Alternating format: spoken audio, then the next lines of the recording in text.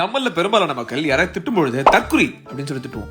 தற்கொலை நாயங்களா? அது என்ன தற்குறி? அதுக்கு என்ன பொருள் அப்படின்னு எனக்கு சிந்திச்சிருக்கீங்களா? தெரியாது. வாங்க தெரிஞ்சுக்குவோம். அதுக்கு முன்னாடி இப்பதான் புதுசா பாக்குறேன் பேஜ்க்குள்ள பேர் வர பாருங்க. கான்டென்ட் பிடிச்சிருந்தா மட்டும் என்ன ஃபாலோ பண்ணுங்க. அப்புறம் மேல இருக்க நோட்டிபிகேஷன் பட்டன் தட்டி எல்லாத்தையும் ஆன் பண்ணி விட்டுருங்க. பொதுவாகவே எழுத படிக்க தெரியாத மக்கள் தங்களது கையொப்பங்களை இடுவதற்கு பதிலாக கை நாட்டு வைக்கிறது வழக்கம். பழங்காலத்துல இருந்து இன்னை வரைக்கும் அந்த மாதிரி படிச்சவங்க தங்களது பேரையோ கையொப்பத்தையோ தமிழ்ல எழுதிடுவாங்க. ஆனால் எழுத படிக்க தெரியாதவங்களுக்கு தங்களது பேரையோ கையொப்பத்தையோ தமிழ்ல எழுத முடியாது இல்லையா? அதனால கை நாட்டு வைப்பாங்க. இதுக்கு பேரு தன் குறி, தன்னுடைய குறியீடு என்று பொருள். அதை நம்ம இலக்கணத்துல சேர்த்து எழுதும் பொழுது தற்குறி அப்படின்னு குறிப்பிடுவோம். இந்த தற்பெருமை, தற்சார்பு இப்பெல்லாம் சொல்றோம் இல்லையா? அந்த மாதிரி படிச்சவர்கள் எல்லாம் கையொப்பம் இடுபவர்கள், படிக்காதவங்க தற்குறி இடுபவர்கள் அப்படின்னு சொல்லி நாளடைவில் ஒரு வழக்கு சொல்லவே. அதனாலேயே படிக்காதவன் அறிவில்லாதவன் சொல்லி குறிப்பிடுவதற்கு இந்த தற்குறி என்கிற சொல்ல பயன்படுத்த தொடங்கிட்டாங்க. அதுல இருந்து யாராவது ஒருத்தருக்கு அறிவில்லைன்னு சொல்லி திட்டோம்னா உடனே அவன் தற்குறி அப்படின்னு சொல்லி திட்டுறது. பயங்கரமான ஆளா இருக்கேடா.